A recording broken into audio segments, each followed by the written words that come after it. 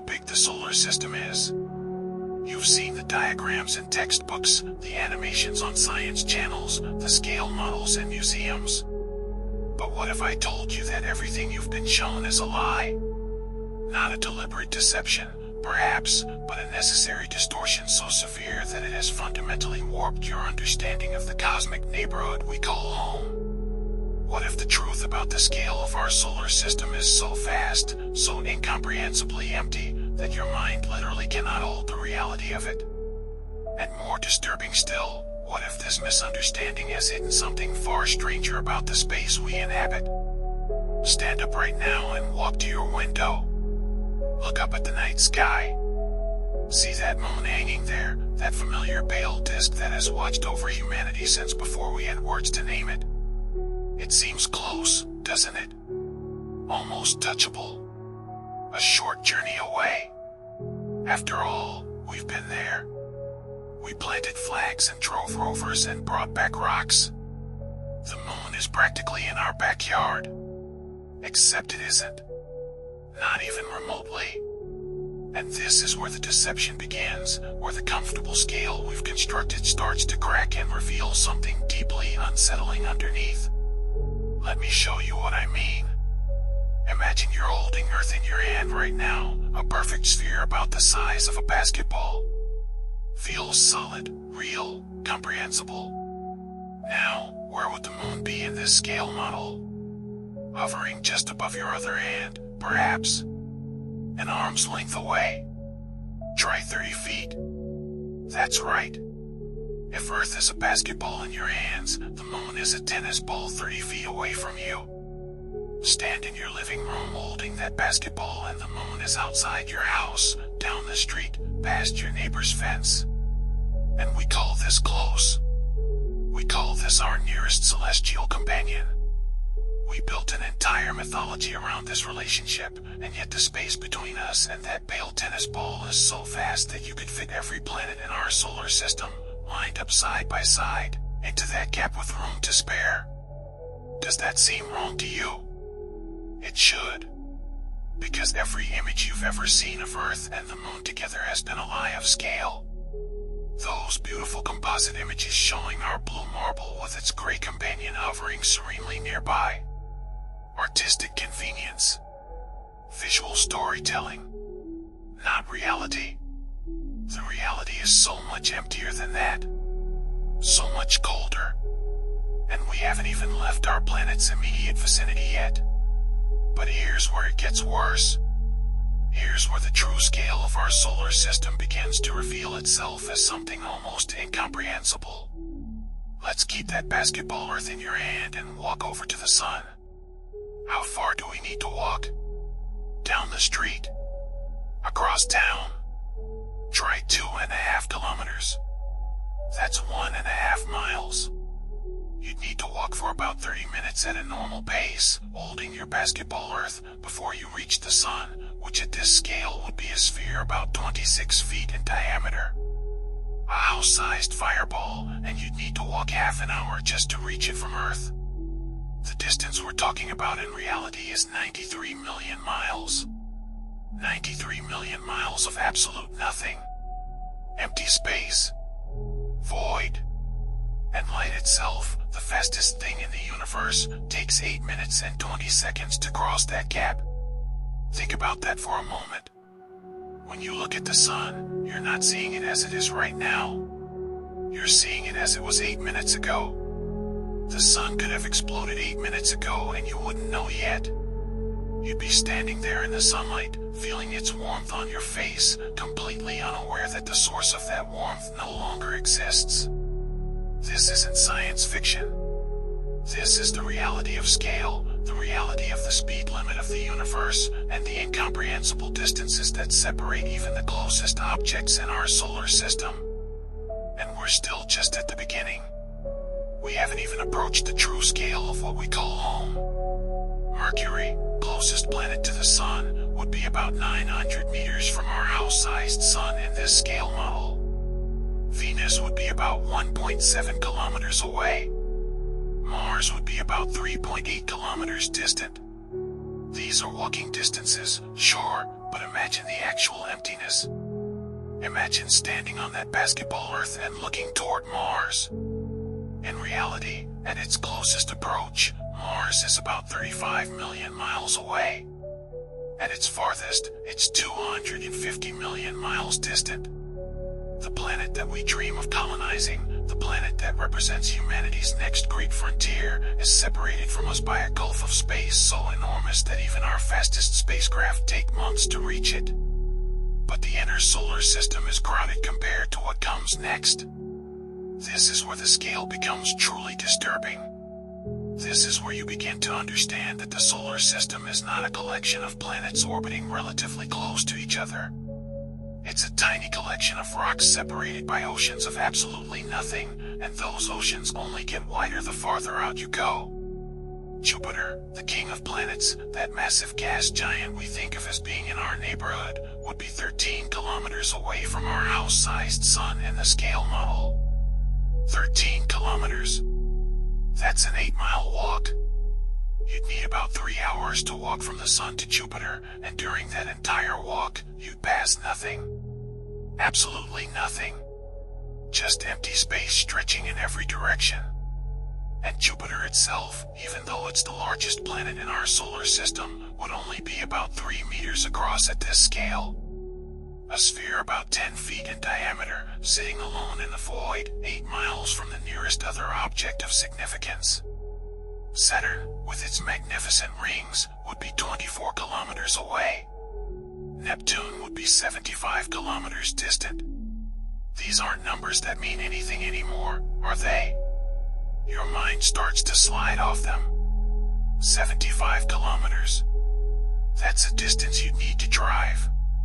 That's farther than most people's daily commute. And in that scale model where Earth is a basketball, Neptune is still just a sphere about the size of a large beach ball, sitting alone in an emptiness so profound that it makes the deserts of Earth look crowded by comparison. But here's the thing that should truly disturb you. Here's the thing that makes you question whether we really understand what we're living in. We're still not at the edge. We're not even close. Because beyond Neptune, beyond what we conventionally think of as the limit of our solar system, there's something else out there. Something we're only beginning to understand. Something that suggests the scale we've been discussing is just the beginning of a far stranger story. The Kuiper Belt begins around Neptune's orbit and extends outward for billions of miles. It's a disc-shaped region filled with icy bodies, remnants from the formation of our solar system, and it's populated by objects we're only now discovering. Pluto, that former planet we demoted in what seems in retrospect like an act of cosmic arrogance, is just one resident of this distant realm. And Pluto, at its average distance from the Sun, would be 98 kilometers away in our scale model. That's 61 miles. You'd need to get in a car and drive for an hour on the highway to reach it. An hour of driving through absolute emptiness to reach a tiny frozen world that's smaller than our moon. But the Kuiper Belt, vast as it is, incomprehensible as its scale may be, is not the edge. Not even close. Because beyond the Kuiper Belt, beginning at a distance of about 2,000 astronomical units from the Sun, that's 2,000 times the distance from Earth to the Sun, there's something called the Oort Cloud. And this is where the true scale of our solar system reveals itself. This is where you begin to understand that everything you thought you knew was just the nucleus of something far, far larger. The Oort Cloud is a spherical shell of icy objects that surrounds our entire solar system. It's not a disk like the Kuiper Belt. It's a sphere. A bubble. And it extends outward for distances that make everything we've discussed so far seem like nothing. The inner edge of the Oort Cloud is about 2,000 astronomical units from the Sun. The outer edge might extend as far as 100,000 astronomical units. In our scale model where Earth is a basketball and you walked half an hour to reach the Sun, the outer edge of the Oort Cloud would be 314,000 kilometers away. That's 200,000 miles. That's farther than the distance from Earth to the Moon in actual reality. You'd need to fly there. You'd need to leave the planet and travel through space to reach the edge of our solar system in this scale model. Let that sink in for a moment. In a scale model where Earth is the size of a basketball, the solar system extends farther than the actual distance from Earth to the Moon. The thing we call our solar system, the thing we think we understand, the thing we draw neat little diagrams of in textbooks, is so incomprehensibly large that even when shrunk down to a size where our entire planet is a basketball, it still extends beyond the distance to our nearest celestial neighbor in reality. And here's the truly disturbing part. Here's what should make you question everything you think you know about the space we inhabit. We've never actually seen the Oort Cloud. We've never sent a probe there. We've never directly observed it.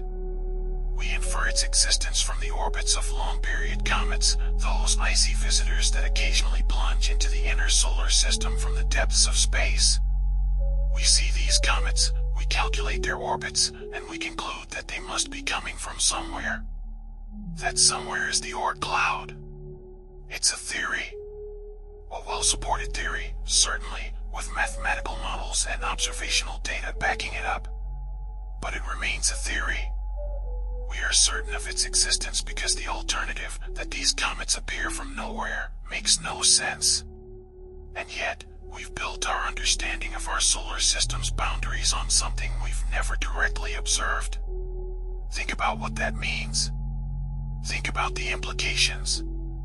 We know, or think we know, that there's a vast shell of icy objects surrounding our solar system at a distance of up to 100,000 astronomical units. That's nearly 2 light years from the Sun. Light, traveling at 186,000 miles per second, takes nearly 2 years to reach the outer edge of our solar system. And our nearest star, Proxima Centauri, is only about 4.2 light years away. Which means that our solar system extends nearly halfway to the nearest star. The boundary between our solar system and interstellar space is not a clear line. It's a gradual fade, a transition zone where the Sun's influence slowly diminishes and the influence of the galaxy takes over. But even this understanding might be wrong. Even this might be too simple. Because in the last few decades, we've started discovering things in the outer solar system that don't fit our models. Things that shouldn't exist. Things that suggest our understanding of even basic orbital mechanics might be incomplete. In 2003, astronomers discovered an object called Sedna. It's a large planetoid in the outer solar system, and its orbit is strange. Deeply strange. At its closest approach to the Sun, Sedna is about 76 astronomical units away. That's farther than Neptune, deep in the Kuiper Belt. But at its farthest point, Sedna travels 937 astronomical units from the Sun. Its orbit takes more than 11,000 years to complete. And here's the problem. Here's what doesn't make sense. There's nothing out there that should have perturbed Sedna into such an orbit. No known object in our solar system has enough gravitational influence to explain why Sedna travels so far from the Sun. The orbits of objects in the Kuiper Belt should be relatively circular, relatively stable. They might be tilted at various angles, sure, but they should be predictable based on the gravitational influences of the known planets. Sedna's orbit isn't predictable. It doesn't make sense. And Sedna isn't alone. Since its discovery, astronomers have found other objects with similarly strange orbits. Objects that seem to cluster in certain directions, that share peculiar orbital characteristics, that suggest the presence of something massive out there in the darkness. Something we haven't found yet. Something that's shepherding these distant objects, influencing their paths through space with its gravity. Some astronomers have proposed the existence of Planet 9, sometimes called Planet X, a massive world perhaps 10 times the mass of Earth, orbiting somewhere in the outer solar system at a distance of perhaps 200 to 1,000 astronomical units from the Sun. This isn't science fiction. This isn't wild speculation. Papers have been published in peer-reviewed journals. The mathematics work. The orbital clustering of distant objects can be explained if there's a massive planet out there, something that formed in the early solar system and was ejected into a distant orbit by gravitational interactions with Jupiter and Saturn. But we haven't found it. We've been looking, scanning the sky with our most powerful telescopes, and we haven't found it. How is that possible? How can there be a planet 10 times the mass of Earth in our solar system, and we don't know where it is? The answer is scale. The answer is the incomprehensible vastness of the space we're talking about. At a distance of 200 to 1,000 astronomical units, even a planet the size of Neptune would be incredibly dim, incredibly difficult to see. It would be a pale dot moving slowly against the background of stars, lost in the enormity of the sky. And we're trying to find it by scanning tiny patches of the heavens, hoping to catch it moving, hoping to spot it before it slips back into the darkness. But what if Planet 9 isn't a planet at all? What if it's something else? Some researchers have suggested that the gravitational anomalies could be explained by a small black hole, perhaps 5 to 10 times the mass of Earth, captured by our sun billions of years ago. A primordial black hole, formed in the earliest moments after the Big Bang, wandering through the galaxy until it encountered our solar system and was caught in the sun's gravitational well. It sounds absurd. It sounds like science fiction. But the mathematics work just as well for a black hole as they do for a planet. And a black hole would be even harder to detect than a distant planet. It would emit no light. It would be invisible except for its gravitational effects. We'd only find it if we happened to see it pass in front of a background star, briefly distorting the light through gravitational lensing. And this is where we are. This is the state of our knowledge about our own solar system in the 21st century. We've sent probes to every planet. We've landed robots on Mars and Titan. We've flown spacecraft past Pluto and into interstellar space. And yet we can't rule out the possibility that there's either a massive planet or a black hole lurking in the outer reaches of our solar system, influencing the orbits of distant objects, hiding in the darkness just beyond our ability to see it. What else don't we know? What else is hiding in that vast emptiness we call the solar system? The scale makes it almost certain that there are things we haven't discovered. Objects too small or too distant or too dark to have been spotted yet. And every few years, we find something that surprises us. Something that doesn't fit our models. Something that makes us revise our understanding of what's out there. In 2019, we discovered far out an object at a distance of 132 astronomical units from the Sun, making it the most distant known object in our solar system at the time. In 2021, we found far out another distant object with a highly elliptical orbit that takes it from 33 to 140 astronomical units from the Sun. These discoveries keep happening.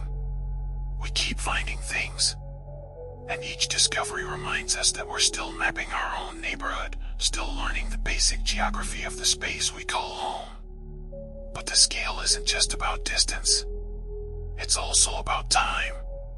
The time scales involved in the solar system are as incomprehensible as the spatial scales.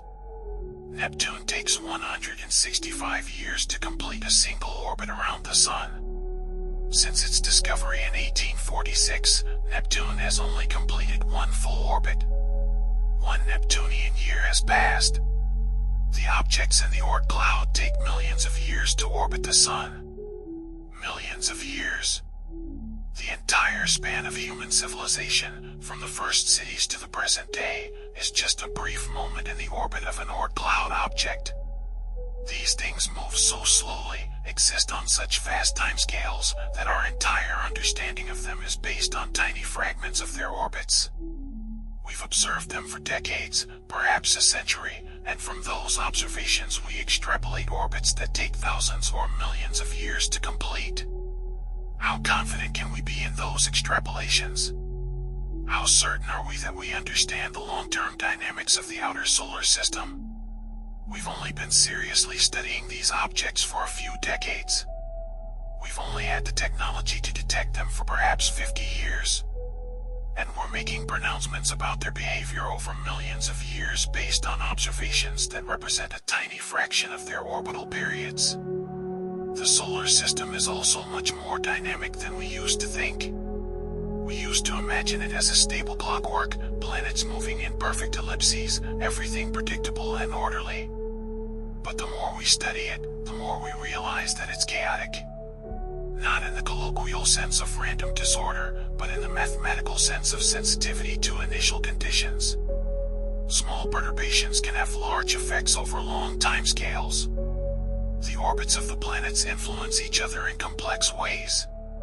Jupiter's massive gravity tugs on everything else. Saturn responds to Jupiter. The inner planets dance to a rhythm set by the outer ones. And over millions of years, these influences accumulate. Orbits shift slightly. Asteroids get deflected. Comets get perturbed and sent plunging into the inner solar system. And sometimes, very rarely, something catastrophic happens. Something arrives from the depths of space and changes everything. 66 million years ago, an asteroid roughly 10 kilometers in diameter struck Earth near what is now the Yucatan Peninsula in Mexico. The impact released energy equivalent to billions of nuclear weapons. It created a crater 150 kilometers across. It threw so much dust and debris into the atmosphere that sunlight was blocked for years. Global temperatures plummeted. Plants died. The food chain collapsed. And the dinosaurs, which had dominated Earth for 165 million years, went extinct along with about 75% of all species on the planet. Where did that asteroid come from? We think it originated in the main asteroid belt between Mars and Jupiter, a region containing millions of rocky objects, remnants from the formation of the solar system. Something, perhaps a collision with another asteroid, perhaps a gravitational perturbation from Jupiter, sent this particular rock on a new trajectory. And billions of years after the solar system formed, this chunk of stone happened to cross Earth's orbit at exactly the wrong moment. Or the right moment, depending on your perspective. Because the extinction of the dinosaurs cleared the way for mammals to diversify and eventually for humans to evolve. Our existence as a species might depend on that random collision, the chance encounter between a planet and an asteroid in the vast emptiness of space.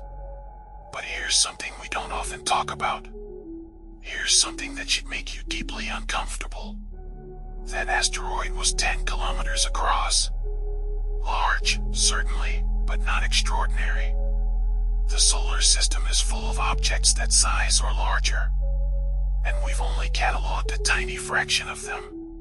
We have a pretty good inventory of objects in the inner solar system, asteroids whose orbits bring them close to Earth. We're actively tracking them, calculating their paths, making sure none of them are on a collision course. But our knowledge drops off rapidly the farther out you go. We don't know what's out there in the Kuiper Belt. We don't know what's lurking in the Oort Cloud. There could be objects hundreds of kilometers across, small planets made of ice and rock, and we wouldn't know they existed until they happened to pass through the inner solar system. And they do pass through. Comets appear in our skies with some regularity, icy visitors from the outer darkness. Some of them are on predictable orbits, returning every few decades or centuries. Halley's Comet, perhaps the most famous, returns every 76 years. But others are on long-period orbits, taking thousands or millions of years to complete. These comets might have last visited the inner solar system before humans existed. They might not return for thousands of years after we're gone. And we only see them because they happen to pass close enough to the sun for the ice to vaporize and create those spectacular tails. But what if there are objects out there that don't develop tails? What if there are massive chunks of rock and ice that follow orbits that bring them into the inner solar system but don't pass close enough to the sun to create a visible coma? They'd be dark, silent, invisible, moving through the void at tens of thousands of miles per hour.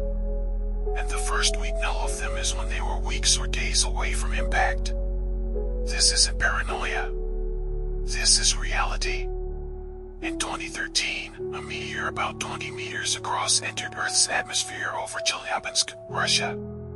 Nobody saw it coming. It wasn't being tracked. It wasn't on anyone's watch list. It exploded in the atmosphere with the force of about 30 Hiroshima bombs, shattering windows across the region and injuring more than 1,500 people. 20 meters across. A tiny object by cosmic standards. And we didn't know it existed until it was already here. The scale of the solar system makes defense against such impacts extraordinarily difficult. We can track objects that we know about.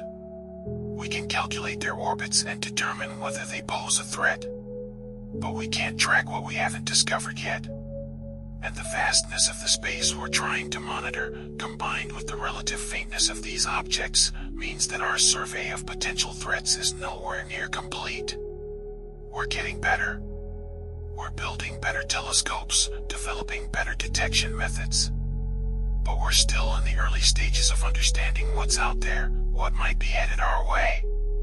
And this brings us to one of the most unsettling questions about the scale of the solar system. How much of it do we actually control? Humanity has spread across Earth. We've built cities on every continent. We've carved our mark into the planet's surface.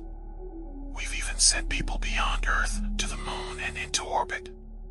We think of ourselves as a spacefaring species, as beings who have conquered our environment and are reaching toward the stars. But in reality, our presence in the solar system is vanishingly small. Microscopic. Insignificant.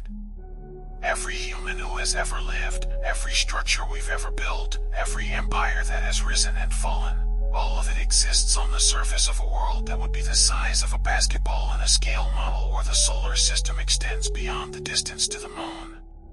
We've sent probes to the outer planets, yes. Voyager 1 and Voyager 2 have left the solar system entirely, crossing into interstellar space. But these probes are tiny, fragile, utterly insignificant compared to the scale of the environment they're moving through.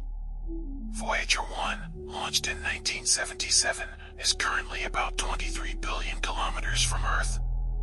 It's traveling at about 17 kilometers per second relative to the Sun.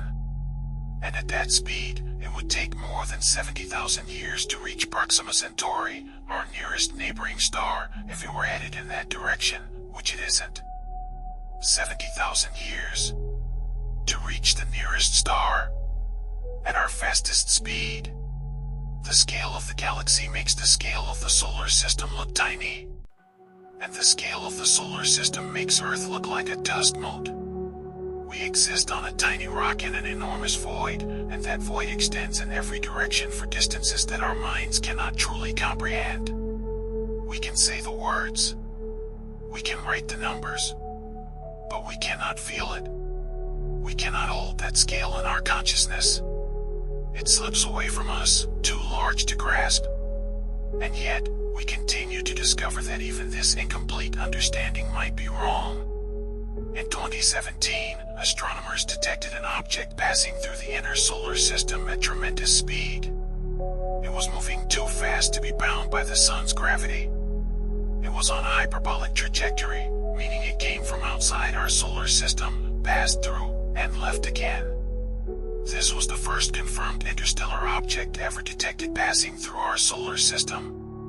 They named it Oumuamua, a Hawaiian word meaning roughly scout or messenger from afar. Oumuamua was strange. Deeply strange. Its shape was unusual, elongated like a cigar or perhaps a disc, tumbling end over end as it traveled through space. But that wasn't the strangest thing. The strangest thing was its acceleration. As Oumuamua moved away from the sun, it accelerated slightly, faster than could be explained by the sun's gravity alone. This is what comets do. They accelerate as they heat up and release gas, creating a small rocket effect. But Oumuamua showed no signs of outgassing. No tail. No coma. No evidence of the activity that should have accompanied such acceleration. So what accelerated it? What pushed it faster than gravity alone could explain? Some scientists suggested it might be coated in frozen nitrogen ice that sublimated without creating a visible coma. Others proposed it might be a fragment of a disintegrated comet with unusual structural properties. And a few researchers, notably Avi Loeb at Harvard, suggested something far more provocative. What if Oumuamua was artificial?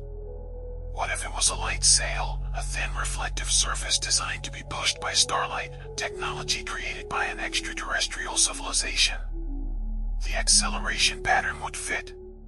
The shape would fit. The lack of outgassing would fit. The suggestion was met with skepticism, as it should be. Extraordinary claims require extraordinary evidence, and the evidence for Oumuamua being artificial is circumstantial at best. Natural explanations, while imperfect, are far more probable. But the fact remains that we detected an object passing through our solar system that doesn't quite fit our models. And we only detected it by chance.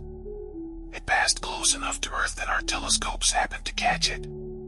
How many other interstellar objects have passed through our solar system without being detected? How many are passing through right now, too distant or too dark for us to see? In 2019, we detected another interstellar object, this one designated 2I/Borisov. Unlike Oumuamua, Borisov behaved like a normal comet. It developed a tail. It showed outgassing. It fit our models. But its discovery so soon after Oumuamua suggested that interstellar objects might be common.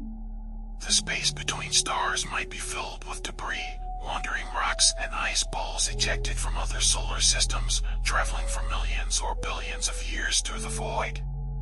Our solar system might be constantly penetrated by these travelers, and we're only now developing the technology to detect them. What does this mean for our understanding of the solar system's boundaries? If interstellar objects regularly pass through, then the solar system isn't a closed system. It's not a neat bubble with clear edges. It's a region of space defined more by the sun's gravitational influence than by any physical boundary, and that influence fades gradually rather than cutting off sharply. The Oort Cloud, extending nearly halfway to the nearest star, is probably not unique to our solar system. Other stars probably have their own clouds of icy debris. And those clouds might overlap. There might be regions of space where the sun's gravitational influence and Proxima Centauri's gravitational influence are roughly equal. Neutral zones where objects could be gravitationally bound to either star or to neither, drifting through space in the gravitational shallows between stellar systems. This is the true scale of our solar system. Not a neat diagram with concentric circles representing planetary orbits. Not a tidy model that fits on a poster or in a museum display. But a vast, complex, dynamic region of space extending for light years in every direction, filled mostly with emptiness but also with objects we're still discovering, some of which we haven't even begun to understand. A region with fuzzy boundaries that blend gradually into interstellar space. A region that might contain planets or black holes we haven't found. A region penetrated regularly by visitors from other star systems. A region so large that even traveling at the speed of light, the speed limit of the universe, it would take years to cross. And we're stuck at the bottom of Earth's gravity well, peering out into this vastness with telescopes, sending our tiny probes on multi-year journeys to visit nearby neighbors, dreaming of the day we might actually explore it. But how do you explore something on this scale? How do you map territory that extends for light years? How do you visit destinations that would take hundreds of thousands of years to reach with our current technology?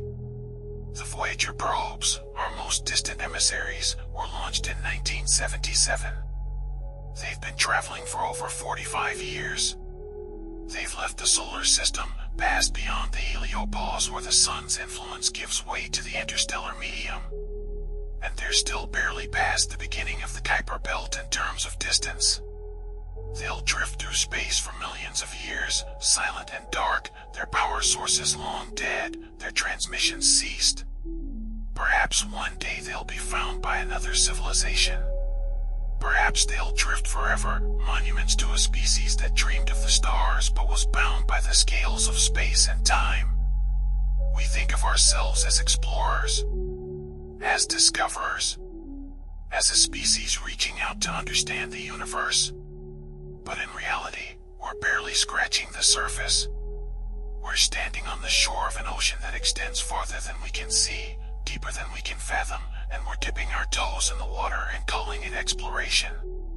The solar system, just our immediate neighborhood, is so vast that we may never fully explore it. Not in centuries. Not in millennia. Perhaps not ever. And this raises uncomfortable questions. Questions about our place in the universe. Questions about our ability to understand what we're part of.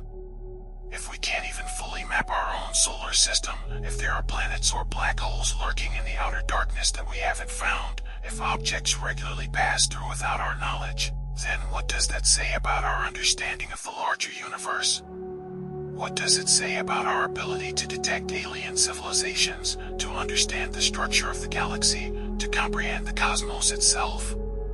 We build models. We make predictions. We claim to understand the laws of physics, the behavior of matter and energy, the evolution of stars and galaxies. And yet we can't account for all the mass in our own solar system. We can't find a planet that might be 10 times the mass of Earth. We can't explain the orbits of distant objects. We detect things passing through our neighborhood and we're not sure what they are or where they came from. The scale of the solar system is not just a matter of distances. It's a matter of our limitations. It's a reminder that we exist in a universe that is fundamentally larger than our ability to perceive it. We can measure it. We can calculate it. We can write the numbers in scientific notation and pretend we understand what they mean. But we don't. Not really. Not in any meaningful, visceral way. And perhaps that's the point. Perhaps the true scale of the solar system is meant to be incomprehensible. Perhaps the universe is structured on scales that exceed our cognitive capacity for the same reason that an ant cannot comprehend the concept of a city. We're trying to understand something that operates on scales so far removed from our experience that we lack the mental architecture to truly grasp it. We can model it mathematically. We can simulate it in computers. But we cannot feel it. We cannot internalize it. And maybe that limitation is fundamental to what we are as a species, as conscious beings embedded in a universe that extends beyond consciousness, beyond comprehension, into scales that might as well be infinite for all the difference it makes to us. But we keep trying. We keep building better telescopes. We keep sending out probes. We keep scanning the darkness, looking for signs of something else out there. Something that might help us understand. And every few years, we find something. Another distant object. Another anomaly. Another piece of the puzzle that doesn't quite fit. And we revise our models. We update our theories. We push the boundaries of our knowledge a little bit farther into that vast darkness. The most recent surveys of the outer solar system have revealed a population of strange objects called detached objects. These are bodies like Sedna, orbiting far beyond Neptune, with orbital characteristics that can't easily be explained by the known planets. Their orbits are detached from the main planetary system, hence the name. They suggest that something happened in the early solar system, some event or process that we don't fully understand, that flung these objects into their distant orbits. Or perhaps they suggest that something is still happening, that there's an undiscovered massive object out there exerting gravitational influence, slowly shepherding these distant bodies.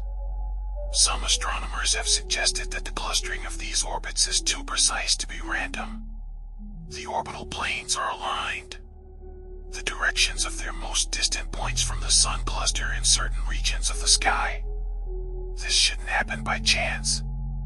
Random gravitational interactions would scatter these objects more evenly. The fact that they're clustered suggests influence, direction, purpose, almost, though of course there's no consciousness involved. Just gravity doing what gravity does, organizing matter according to mathematical principles we're still working out. But here's what should deeply trouble you. Here's what should make you question the narrative of steady scientific progress and increasing understanding. We can land rovers on Mars with pinpoint accuracy. We can send probes billions of miles away and have them arrive exactly when and where we planned. We can detect gravitational waves from colliding black holes billions of light years away. And yet we can't find a planet in our own solar system. We can't explain the orbits of objects just beyond Neptune. We can't account for all the mass in our immediate neighborhood. How is this possible? How can our technology be so sophisticated and yet so blind? The answer, again, is scale. The answer is the incomprehensible vastness of the space we're trying to search. Looking for Planet 9 in the outer solar system is like looking for a black cat in a dark room the size of a continent. You know it's in there somewhere. You can see evidence of its presence in the disturbed dust and the patterns it leaves behind. But finding it requires systematically searching every square meter of that enormous space, and the cat isn't sitting still. It's moving slowly through that darkness, and by the time you search one region, it's moved somewhere else. We're constrained by the speed of light, constrained by the sensitivity of our instruments, constrained by the amount of sky we can observe at once, constrained by funding and time and the simple fact that space is unimaginably large and mostly empty. Every discovery requires luck as much as skill. We happen to detect Oumuamua. We happen to spot Sedna. We happen to find Farfar out. How many other objects are out there that we've missed? How many close approaches have happened without our knowledge? How many times has something significant occurred in our solar system and we were simply looking the wrong direction? And this is just what we can potentially observe. What about the things that are fundamentally undetectable with current technology? A black hole, if it exists in the outer solar system, would emit no light, no radiation. It would be a blank spot in space, impossible to see except for its gravitational effects. We'd need to catch it passing in front of a background star, briefly bending the light through gravitational lensing, and hope we're looking at exactly the right patch of sky at exactly the right moment. The probability of such a detection is vanishingly small. So we live in a solar system whose true boundaries we've never seen, whose full inventory we don't know, whose long-term dynamics we can only guess at based on fragmentary observations. We live on a tiny world in an ocean of void so vast that light itself takes years to cross it. And in that ocean, there are things moving. Things we've glimpsed. Things we've inferred. Things we haven't found yet. The ancient astronomers looked up at the night sky and saw wandering stars, planets, moving against the fixed background of constellations. They thought they understood the heavens. They built elaborate models, epicycles within epicycles, to explain the motions they observed. And they were wrong. Not because they were stupid, but because the scale of what they were observing was beyond their ability to comprehend with the tools they had available. We look out into the solar system now with our telescopes and our space probes and our mathematical models, and we think we understand it. We've mapped the planets. We've calculated their orbits. We've sent missions to explore them. We've even left the solar system entirely, if you count the Voyager probes crossing the heliopause. And yet, we might be exactly like those ancient astronomers, building models that work within our limited frame of reference but miss something fundamental about the larger picture. What if the clustering of distant objects isn't caused by Planet 9? What if it's caused by something else, something we haven't even considered? What if the Oort Cloud isn't a sphere but has structure, densities, currents we haven't detected? What if the solar system is more dynamic than we imagine, with objects regularly exchanging between stellar systems, with our sun's gravitational territory overlapping and interacting with neighboring stars in ways we haven't modeled? What if the scale itself is different than we think? What if there are objects orbiting at distances even beyond the Oort Cloud, and some extended halo we haven't discovered? What if the definition of our solar system is something we need to revise entirely as we gather more data? The more we learn, the more we realize how much we don't know. Every answer generates new questions. Every discovery reveals new mysteries.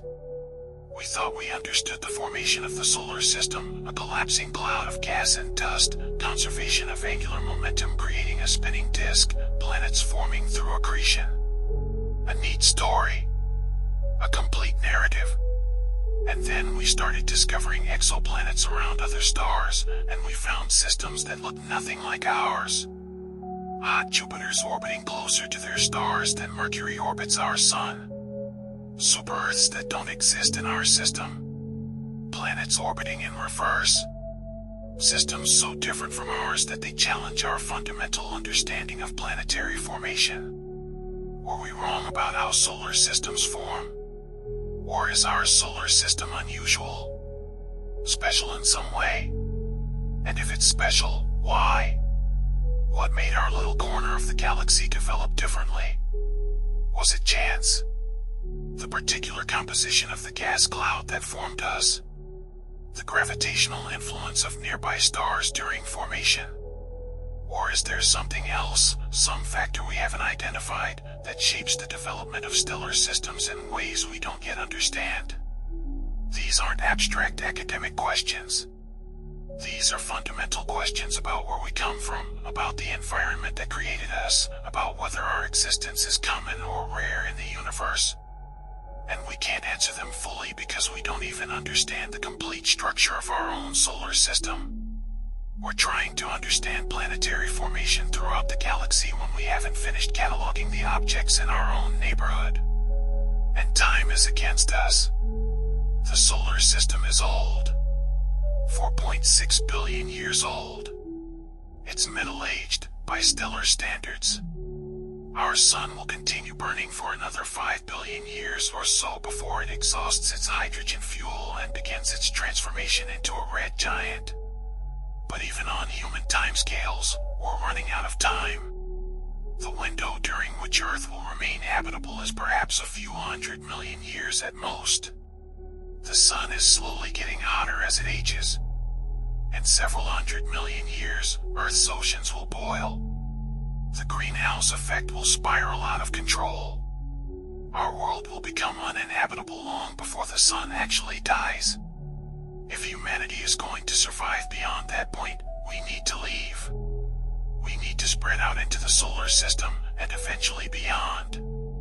But how do you colonize a territory whose scale is so vast that even reaching the nearest destinations takes years? Mars, our nearest viable target, is still months away with current propulsion technology. The moons of Jupiter and Saturn, which might harbor subsurface oceans and possibly even life, are years away. The Kuiper Belt is decades away. The Oort Cloud might as well be forever away with the technology we have now.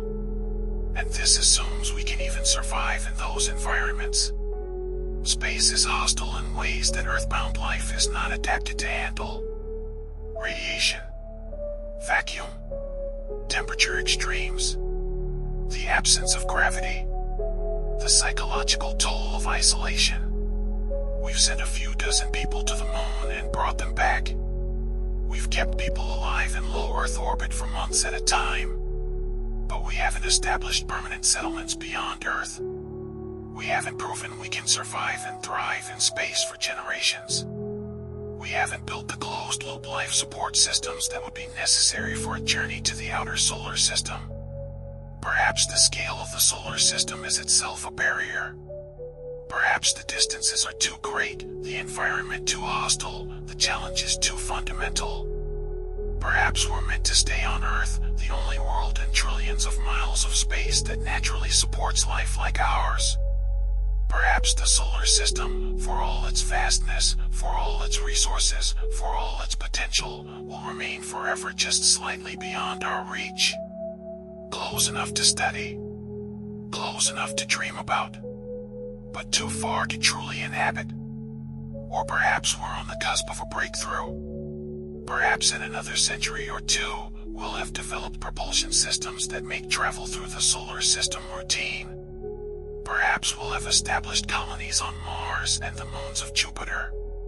Perhaps we'll have mining operations in the asteroid belt and research stations in the Kuiper belt.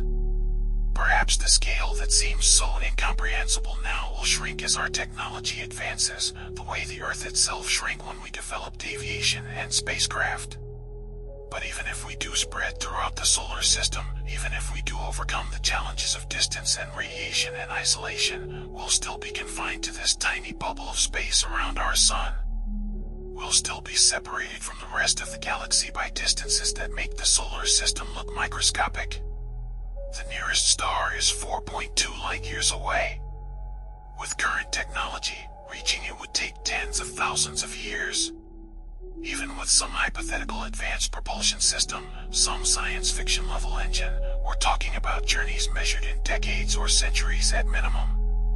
The galaxy contains hundreds of billions of stars, and they're spread across a disk 100,000 light years in diameter. The scale doesn't stop at the solar system. It just keeps going. Larger and larger. More and more incomprehensible. The solar system is a dust mote in the galaxy. The galaxy is one of hundreds of billions in the observable universe. And the observable universe might be just a tiny fraction of the total universe, which might extend infinitely in all directions, containing an infinite number of galaxies, stars, and planets. Where do we fit in all this? What does it mean to exist in a universe on such scales? We measure our lives in decades. We measure human civilization in thousands of years. But the universe measures time in billions of years. Entire galaxies have been born, evolved, and died in the time the universe has existed. Stars have gone through complete life cycles. Planetary systems have formed and been destroyed. And we've been here, conscious and aware, for the tiniest fraction of that time. A heartbeat. A blink. Barely long enough to register. And yet, in that brief moment, we've managed to look out at the vastness around us and start to comprehend it. We've measured the distances to stars. We've calculated the age of the universe. We've detected planets around other suns and water ice on distant moons. We've sent our tiny probes out into the void and received back messages telling us what they found. We've taken a universe that operates on scales utterly beyond human experience and found ways to understand it, at least partially, at least mathematically. But understanding and feeling are different things. You can know that the sun is 93 million miles away. You can write that number. You can use it in calculations. But can you feel it? Can you internalize what 93 million miles of empty space actually means? Can you hold that scale in your mind? Stand outside on a sunny day. Feel the warmth on your face. That warmth traveled 93 million miles to reach you. It left the sun 8 minutes ago as light, as radiation, as photons carrying energy. It crossed the void, passed the orbits of Mercury and Venus, arrived at Earth, penetrated the atmosphere, and landed on your skin. And you feel it as warmth, as comfort, as something immediate and present. The scale collapses. The distance disappears. And the sun becomes something close, something friendly, something warm and life-giving rather than a monstrous fusion reactor 93 million miles away that would vaporize you instantly if you got anywhere near it. We live our lives in the collapsed scale. In the human-sized world where the sun is a warm circle in the sky and the moon is a pretty disk at night and the stars are distant points of light. We know intellectually that the reality is different. We know the true scales. But we don't live in that knowledge. We can't. Our minds won't let us. We retreat to the comfortable fiction of a human-sized universe because the alternative is too vast, too empty, too indifferent to our existence. And maybe that's okay. Maybe we're not meant to comprehend the scale of the cosmos. Maybe consciousness evolved to deal with immediate survival on the African savanna, not to grasp distances measured in light years or timescales measured in billions of years. Maybe the fact that we can understand these things mathematically at all is already an extraordinary achievement, a strange accident of neural architecture that allows us to manipulate symbols in ways that correspond to reality even when that reality is fundamentally alien to our experience. But there's something unsettling about it, isn't there? Something disturbing about living in a universe whose true nature we can calculate but not feel. Something that suggests we're missing something important. Some fundamental aspect of reality that's hidden by the limitations of our perception and cognition. What if the scale is trying to tell us something? What if the vast emptiness of the solar system, the incredible distances between objects, the long timescales over which things happen, what if all of that is somehow meaningful? What if it's not just random numbers, not just the way things happen to turn out, but something more? The ancient philosophers believed the universe was made for us. That Earth was the center and everything else revolved around us. We know that's not true. We've displaced ourselves from the center of everything. We're on a planet orbiting an average star in an unremarkable region of a typical galaxy. We're not special. We're not central. We're just here, products of 4 billion years of evolution on one particular world. But what if we're still missing something? What if the truth about our place in the cosmos is neither the ancient geocentric view nor the modern view of cosmic insignificance, but something else entirely? Something we haven't considered because we're still trapped by the limitations of our scale, our perception, our understanding. The solar system is vast. Incomprehensibly vast. But it's also our home. The only home we've ever known. The only place in the entire universe where we know for certain that life exists. And within that vast emptiness, within those incredible distances, within that cold void, there's a tiny blue world where something impossible happened. Matter became alive. Life became conscious. Consciousness became capable of looking out at the universe and trying to understand it. That might be the greatest mystery of all. Not the scale of the solar system, but the fact that within it, against all odds, something arose that could measure that scale. Something that could look at the distances and feel awe. Something that could stand on a tiny rock and comprehend, however imperfectly, the vastness of the space surrounding it. We don't know if we're alone.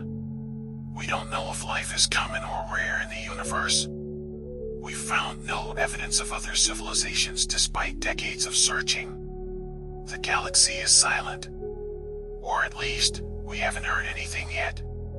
And that silence is its own kind of mystery, its own challenge to our understanding. Where is everyone? If life arose here, why not elsewhere? The galaxy is billions of years old. There's been time for countless civilizations to arise, to spread, to fill the galaxy with their presence. And yet, we detect nothing. No signals. No megastructures. No signs of intelligence anywhere but here. Are we really the first? The only ones? Or are we just not looking in the right way, not listening on the right frequencies, not recognizing the signs because they're too alien, too far beyond our frame of reference? The scale of the solar system might hold clues to these questions. The distances, the emptiness, the sheer difficulty of travel between worlds might be universe-wide constraints. Maybe every civilization faces the same barriers we do. Maybe the cosmos is full of intelligent life, all trapped in their own solar systems, all staring out at the same vast emptiness, all wondering if they're alone. Or maybe we are alone. Maybe life is so improbable, so dependent on exact conditions, that it only arose once in this entire galaxy. Maybe we're the universe's only chance to look at itself, to understand itself, to give meaning to the vast and different clockwork of stars and planets and gravity. We don't know. We can't know. Not yet. Maybe not ever. We're standing at the beginning of something, at the dawn of a process of exploration and understanding that might take thousands or millions of years. Or we're standing at the end of something, the brief flowering of consciousness that will flame out and be forgotten, leaving the universe to continue its slow expansion into heat death, into maximum entropy, into a final state where nothing ever happens again. The scale of the solar system is a mirror. It reflects back to us the questions we bring to it. Questions about distance and time. Questions about our ability to explore and survive beyond Earth. Questions about whether we're alone or part of a larger community of conscious beings. Questions about meaning and purpose in a universe that seems fundamentally indifferent to both. And we still haven't found Planet 9. We still don't know what accelerated Oumuamua. We still can't explain every orbit in the outer solar system. The mysteries remain. The questions accumulate. And the vast emptiness continues to guard its secrets, revealing them slowly, grudgingly, only when we develop the tools and the persistence to extract them. Perhaps that's the final lesson of the solar system scale. Perhaps it's telling us that understanding is not a destination but a process. That knowledge is not something we achieve but something we pursue. That the universe will always be larger, stranger, more complex than our current models suggest. And that our task, as conscious beings embedded in this vastness, is not to comprehend everything but to keep looking, keep questioning, keep pushing the boundaries of what we know a little bit farther into the darkness. The true scale of our solar system is not measured in kilometers or astronomical units or light years. It's measured in humility, in the recognition that we are small and the universe is large, that we are temporary and the cosmos is ancient, that we know some things but not everything, and that the space between what we know and what we don't know is itself vast, mysterious, and worth exploring. Perhaps the past is far more complex than we have been led to believe.